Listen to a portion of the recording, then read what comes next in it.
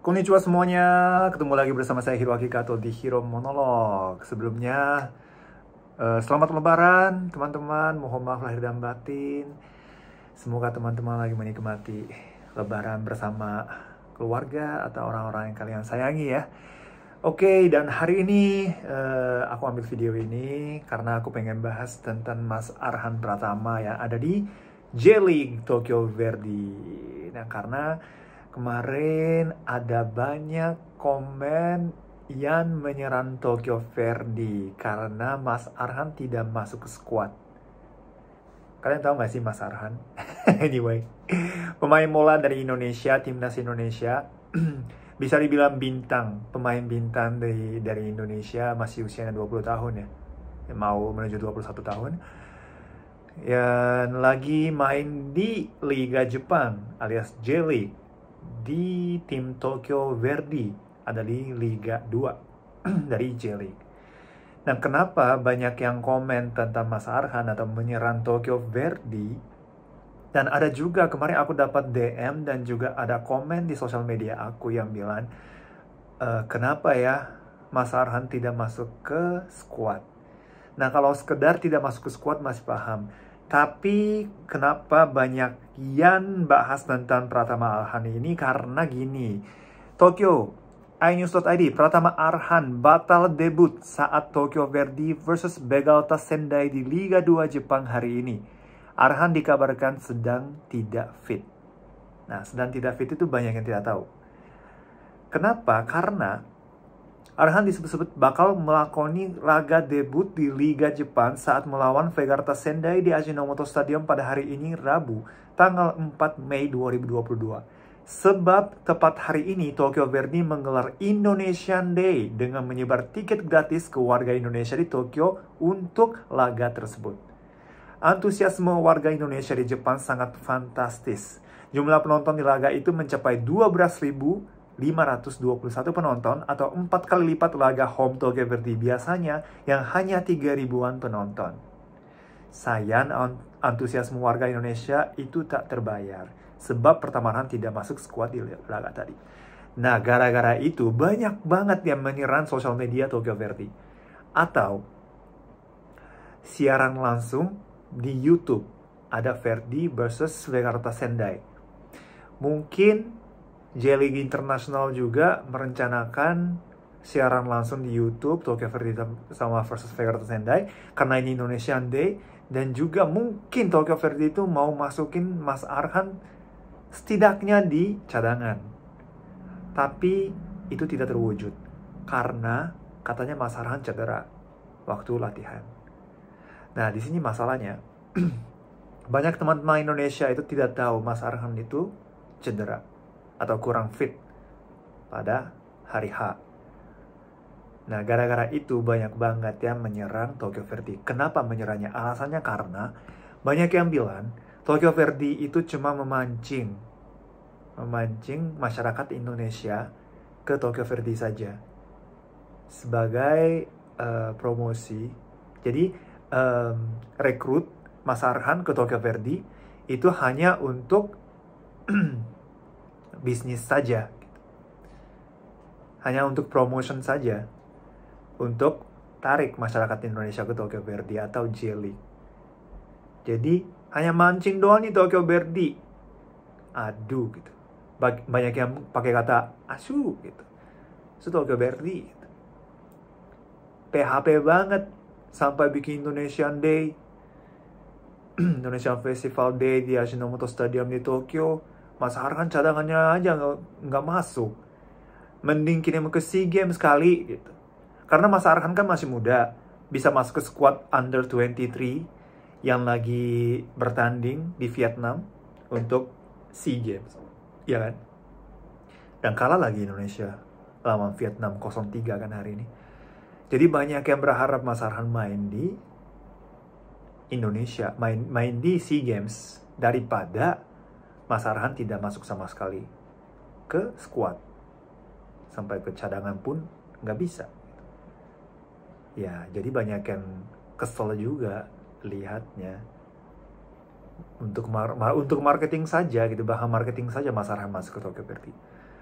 Nah, aku hanya bisa bilang ke kalian, ini ya teman-teman Indonesia, kalian tuh butuh kesabaran sih.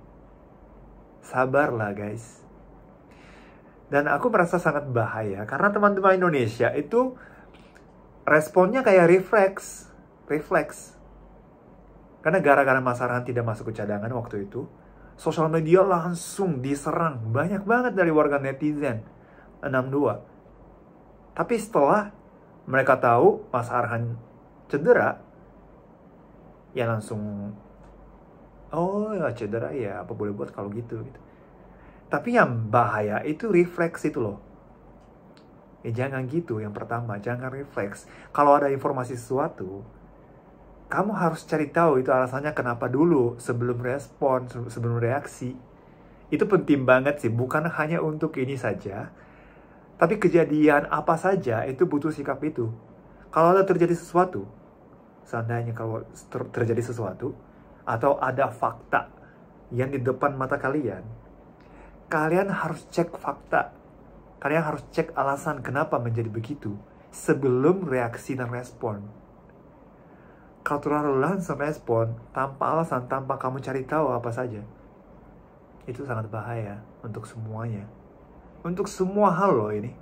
Kejadian apa saja, kalian harus punya sikap untuk mencari tahu di belakang keputusan itu, atau di belakang kejadian itu, kira-kira ada apa aja sih alasannya.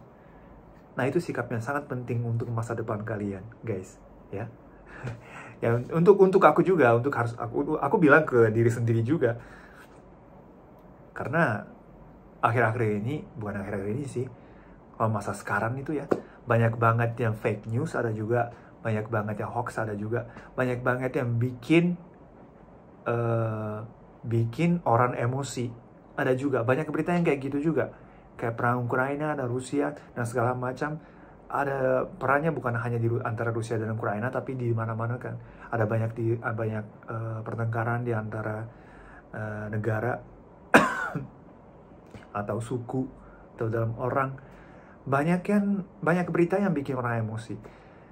Kalau respon langsung, reaksi langsung, itu sangat bahaya sikapnya. Jadi hati-hati semuanya ya. Dan satu lagi, ya Mas Arhan juga butuh proses.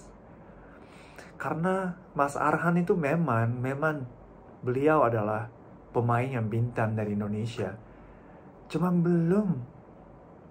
belum siapa-siapa di Jepang. Pasti butuh proses. Masuk ke cadangan aja butuh proses. Karena ya, pemain-pemain hebat itu banyak banget di Jepang. Apalagi Liga J-League itu termasuk liga terbaik di Asia kan. Kayak Korea juga sama sih. Tapi saingannya pasti ketat. Orang Brazil, orang Eropa aja belum tentu bisa jadi starter. Masuk ke cadangan aja kagak bisa kadang-kadang. Kalau misalnya Chanatip, pemain bintang dari Thailand. Nah, dia itu sudah menunjukkan kemampuan dia di seluruh Asia lah. Dia most valuable player di Asia Tenggara terutama. Dia aja kadang-kadang tidak masuk cadangan, tidak masuk ke starter. Nah, dia aja susah kalau sukses di Jepang, di J-League. Orang Brazil aja susah, apalagi pemain Indonesia, ya kan? Mas Arhan masih muda dan butuh waktu untuk menunjukkan kemampuan dan juga membuktikan dia pantas main di J-League. Walaupun ini Liga 2 ya, Tokyo Verdy. Tapi tim Tokyo Verdy juga banyak pemain bagus. Karena Tokyo Verdy itu cenderung tim yang kumpulin pemain-pemain muda yang berbakat. Dan setelah mereka menunjukkan kemampuan di Tokyo Verdy, biasanya mereka pindah ke tim-tim J1, tim-tim J1, Liga 1 biasanya. Akhir-akhir ini ya. Dulu Verdy itu punya masa jaya di J-League. Mereka itu selalu jadi juara gitu ya dulu. Tapi setelah mereka turun ke Kasta 2, J2 di J-League, mereka udah lama banget di J2 dan lama-lama klubnya berubah konsepnya. Dan sekarang mereka kumpulin banyak talenta-talenta muda, dan setelah mereka menunjukkan kemampuan di Liga 2, langsung ditransfer ke tim-tim J1 gitu loh. Jadi otomatis saingannya Mas Arhan itu talenta-talenta yang masih muda. Nah, sama kayak Mas Arhan, bukan ini tim yang udah banyak senior, dan kalau misalnya contohnya tim yang punya banyak pemain senior, berarti kalau ada seperti pemainnya kayak Mas Arhan yang masih muda, itu bisa jadi senjata. Kalau muda itu bisa jadi senjata di tim-tim yang banyak seniornya. Tapi kalau Tokyo Verdy itu saingan-saingannya juga muda berbakat. Seperti Mas Arhan, 20, 21, 22 usianya. Sama dengan Mas Arhan. Jadi Mas Arhan mungkin gampang untuk kebikin teman, karena seangkatan semua, hampir, ya kan? Tapi saingannya juga ketat. Karena yang pemain-pemainnya ada di Tokyo Verdy itu banyak yang masuk timnas juga, under 19, under 20, under 21, under 22. Banyak yang masuk ke timnas juga, bukan timnas full ya, tapi timnas under 23 or 21, 20, 19, 18, banyak banget. Jadi ya butuh kesabaran lah teman-teman Indonesia. Jangan nulis komen-komen negatif ke sosial media Tokyo Verdy. Itu sama sekali tidak membantu Mas Arhan main di Tokyo Verdy. Ngerti nggak sih? Kalau kalian yang komen ngomel di sosial media Tokyo Verdy, itu nggak bakal membantu Mas Arhan. Malah menyusahkan Mas Arhan. Ya kan? Ya dong. Kalau Tokyo Verdy punya image yang negatif terhadap teman-teman Indonesia, gimana jadinya? Ya kan? Itu pasti susah buat Mas Arhan dong nanti. Nah, kita itu harus kasih dukungan yang positif lewat sosial media Tokyo Verdy ke Mas Arhan. Ya dong guys, kalian pasti bisa, warga netizen 62. Pasti luar biasa kalian itu powernya. Jadi silakan dukung dengan positif Mas Arhan. Karena bikin Indonesian Day dan segala macam, Tokyo Verdy itu punya niatnya untuk masukin Mas Arhan ke cadangan kayaknya. Mungkin bahkan sama starter. Karena sedikit demi sedikit. Karena ada banyak video di YouTube channelnya Tokyo Verdy yang Mas Arhan lagi latihan sama pemain-pemain Verdy yang lainnya. Dia tuh sedikit demi sedikit udah terbiasa untuk kecepatannya, untuk staminanya, untuk tekniknya. Pasti Mas Arhan kan hebat juga, pemain hebat juga. Jadi pasti suatu hari bisa main. Jadi kita percaya aja, butuh proses. Percaya proses. Sabar. Nanti pasti akan tiba saatnya untuk Mas Arhan bisa bersinar di Tokyo Verdy. Aku yakin banget. Aku yakin. Tapi sampai situ butuh kesabaran dari netizen 62. Nah, itu yang mau sampaikan hari ini lewat video ini. Tapi ya, kalau lihat dari Tokyo Verdy sendiri, menurutku ya, ada banyak kekurangan juga sih. Karena kemarin, kata temanku di Facebook, tadi aku lihat postingannya. Temanku, cowok, teman Indonesia, orang Indonesia yang tinggal di Jepang, dia datang ke stadium kemarin di Indonesian Day, di Ajinomoto Stadium. Namanya Indonesian Day ya, Indonesia Festival atau Indonesian Day sih namanya.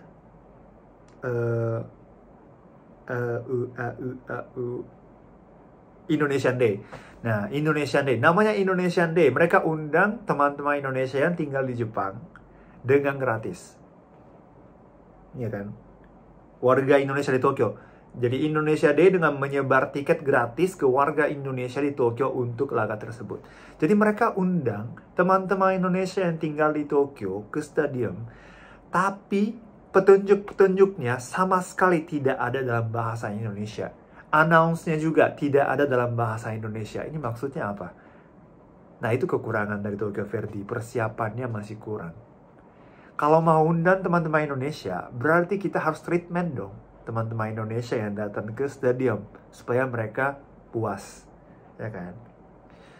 Ya setidaknya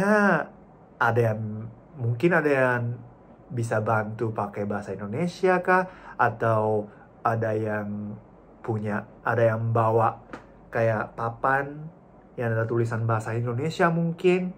Nah itu sih perlu sih ya. Karena Ajinomoto Stadium itu dekat dari kampusku yang punya jurusan bahasa Indonesia. Bisa jalan kaki dari kampus ke Ajinomoto Stadium. Kenapa nggak tarik semua mahasiswa dari Tokyo University of Foreign Studies ke Ajinomoto Stadium? Ya nggak tahu ya kalau ada bantu.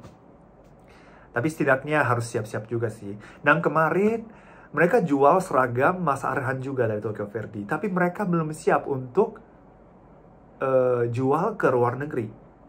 Cuma di dalam negeri doang. Nah, itu persiapan kurang dong. Kalau mau rekrut Mas Arhan, ya harus punya dan persiapan untuk jual jersey-nya ke luar negeri ya, bahkan ke Indonesia juga. Ada banyak yang minat dan mau beli. Cuma kalau sistemnya gara-gara tidak bisa beli dari luar negeri, hanya bisa beli di dalam negeri aja. Nah, setelah itu apa yang terjadi? Apa yang bakal terjadi? Itu bakal ada calo yang beli seragam terus jual dengan harga yang berkali-kali lipat ke teman-teman Indonesia yang mau beli dari Indonesia, iya nggak sih? Nah, untuk itu siapa yang rugi? Atau kabarnya rugi juga. Teman-teman Indonesia juga nggak puas. Jadi untuk marketing, Tokyo Verde juga ada banyak kekurangan juga sih. Cuman ya, itu juga nanti semoga diperbaiki secepatnya. Pokoknya aku percaya banget Mas Arhan itu bisa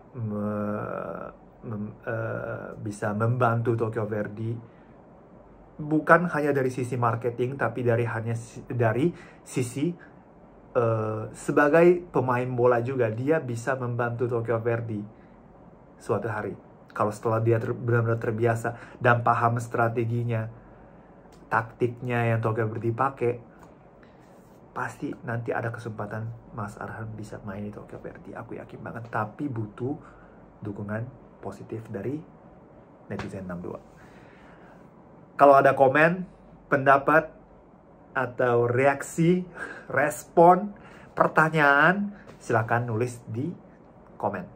Nanti aku bakal baca dan aku bakal jawab kalau ada pertanyaan-pertanyaan atau komen-komen yang menarik. Terima kasih, sekian dari saya Hiroaki Kato. Sampai bertemu lagi di video berikutnya. Dan jangan lupa juga kalian nonton video lirik single terbaru dari aku, judulnya 39 Thank You, di YouTube channel Hiroaki Kato. Sampai bertemu lagi di Hiro Monolog berikutnya. Bye-bye.